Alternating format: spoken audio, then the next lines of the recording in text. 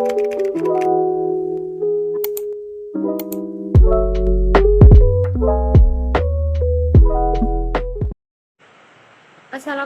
warahmatullahi wabarakatuh.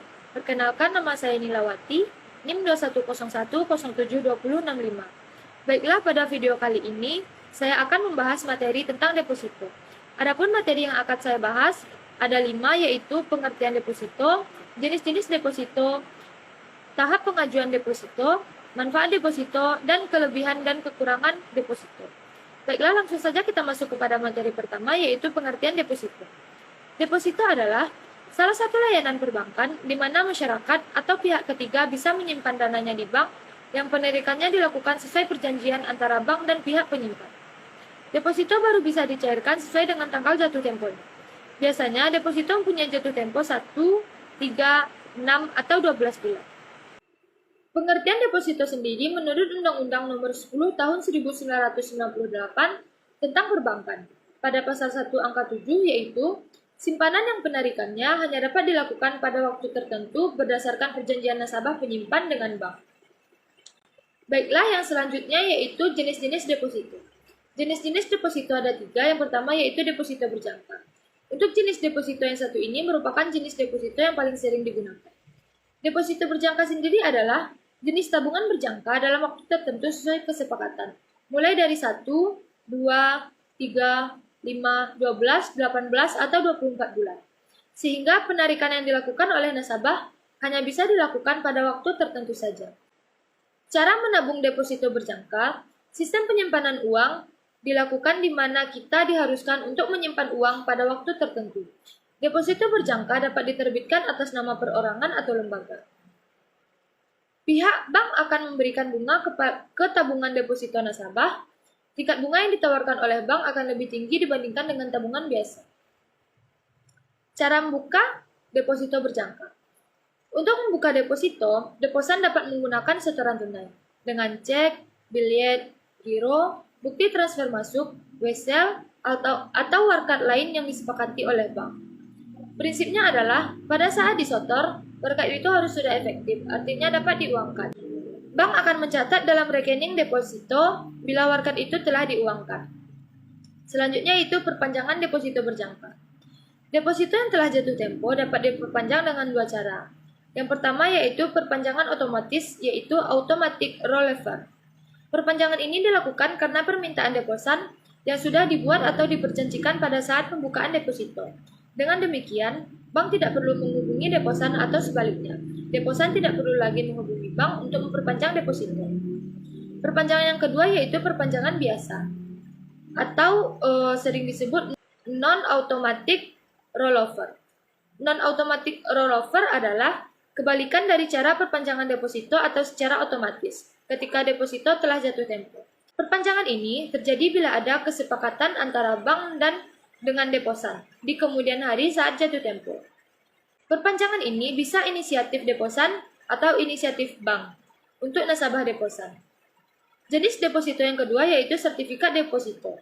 Sertifikat deposito merupakan jenis deposito yang tidak mengacu pada nama seseorang atau lembaga tertentu, karena sertifikat tersebut nantinya dapat dipindahtangankan atau diperjualbelikan pada pihak lain. Simpanan dana yang dilakukan oleh nasabah diberikan pilihan jangka waktu 3, 6, atau 12 bulan yang disertai dengan sertifikat. Pencairan bank yang dilakukan di muka dapat dilakukan tiap bulan atau tiap jatuh tempo. Jenis deposito yang ketiga yaitu deposito on call. Deposito on call adalah tabungan berjangka yang relatif singkat dengan waktu minimal 1 minggu atau paling lama 1 bulan. Biasanya deposito jenis on call diterbitkan dalam jumlah yang besar. Pencairan bunganya dapat dilakukan pada saat pencairan deposito dengan catatan nasabah sudah memberitahukan sebelumnya bahwa tabungan tersebut akan diambil atau dicairkan. Materi selanjutnya yaitu perbedaan deposito berjangka dan sertifikat deposito. Yang pertama yaitu sertifikat deposito diterbitkan atas unjuk atau pembawa, sedangkan deposito berjangka diterbitkan atas tunjuk atau nama. Sebagai deposito yang diterbitkan atas pembawa, berarti siapa saja boleh menarik sertifikat deposito selama bisa menunjukkan sertifikat deposito tersebut kepada bank penerbit. Di samping itu, sertifikat deposito dapat diperdagangkan oleh masyarakat setelah mendapat izin dari Bank Indonesia atau BI. Baik, materi selanjutnya yaitu tahap pengajuan deposito. Tahap pengajuan deposito yang pertama yaitu menentukan bank untuk mendaftar deposito. Yang kedua, kita harus menyiapkan berkas identitas yang masih berlaku seperti KTP dan NPWP sebagai persyaratan pembukaan deposito. Yang ketiga yang perlu kita lakukan yaitu menyiapkan materai. Selanjutnya, calon nasabah biasanya diharuskan sudah memiliki rekening di bank tempat kita akan mendaftar deposito. Yang kelima yaitu menentukan tenor dan jenis deposito berdasarkan produk-produk yang ditawarkan oleh pihak bank. Yang keenam, mengisi formulir pendaftaran deposito dengan lengkap dan sebenar-benarnya. Yang ketujuh, mengikuti arahan customer service ketika membuka deposito. Yang kedelapan yaitu melakukan setoran untuk membuka rekening.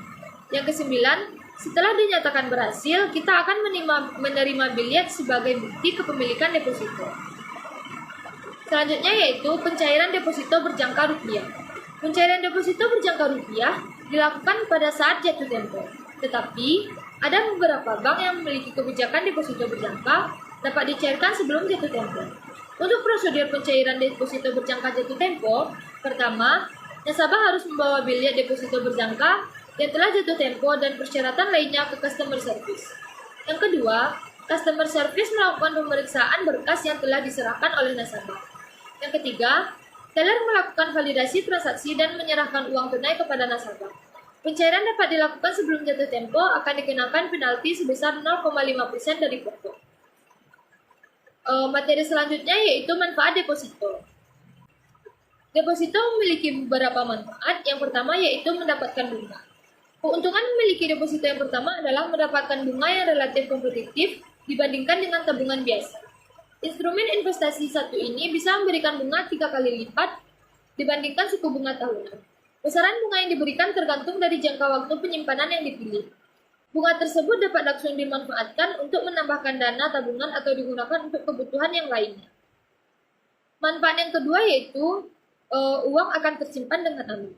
Dengan membuka deposito, maka uang yang kita simpan akan tersimpan dengan aman di bank. Melalui LPS, bank menjamin dana instrumen investasi yang kita miliki hingga 2 miliar rupiah dengan suku bunga tertinggi. Jadi, penyimpanan uang melalui deposito bank tergolong aman. Manfaat yang ketiga yaitu bisa menjadi salah satu cara berinvestasi dengan mudah.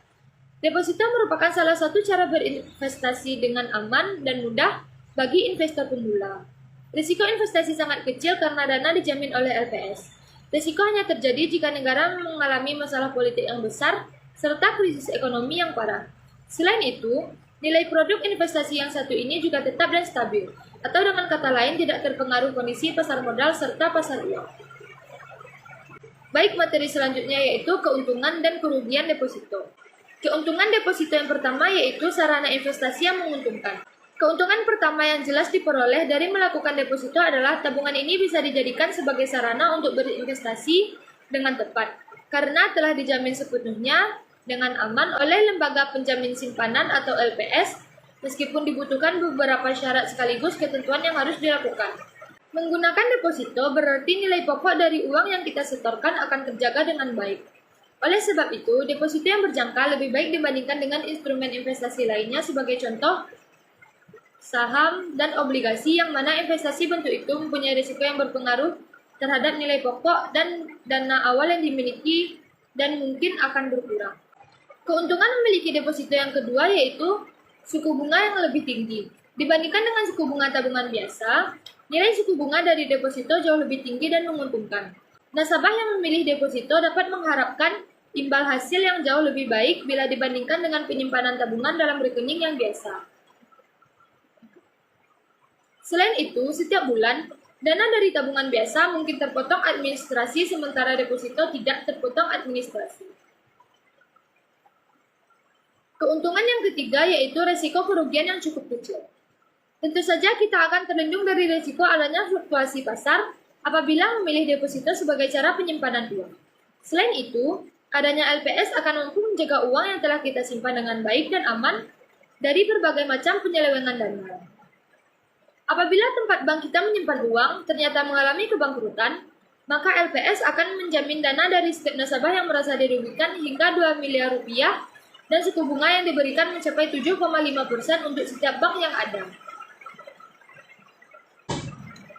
Selanjutnya yaitu kelemahan deposito. Meskipun memiliki banyak keuntungan, tidak bisa dipungkiri jika masih terdapat sedikit kelemahan dari deposito.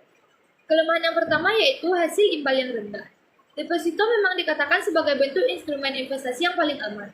Namun, sebagai gantinya, hasil imbal yang mungkin diberikan dari deposito lebih rendah atau bisa dikatakan paling rendah dari semua bentuk investasi baik saham maupun obligasi. Yang kedua yaitu deposito lemah terhadap inflasi. Jika terjadi inflasi yang sangat tinggi, maka setinggi apapun nilai bunga yang diberikan tak akan ada artinya. Sebagai contoh, Indonesia pernah dilanda inflasi pada tahun 2013 dengan angka yang mencapai 5,9%, sementara rata-rata dari suku bunga pada saat deposito adalah 3,5% hingga 5,5%. Hanya saja, jumlah tersebut belum termasuk dalam potongan pajak senilai 20% dari bunga untuk nilai deposito di atas 7,5%. Dengan begitu, nilai bunga tak akan memiliki pengaruh apapun untuk nilai pokok kita dan tidak akan menambah keuntungan apapun. Kelemahan yang ketiga yaitu nilai investasi yang tidak akan berubah. Perlu diketahui, jika tidak akan ada cara apapun untuk meningkatkan nilai dari investasi khususnya deposito. Hal ini disebabkan karena tidak adanya kesempatan untuk nasabah terlibat langsung dalam pengelolaan dana. Baiklah, hanya sekian yang dapat saya sampaikan pada video kali ini. Terlebih dan kurangnya saya mohon maaf. Wabillahi taufiq wal hidayah. Assalamualaikum warahmatullahi wabarakatuh.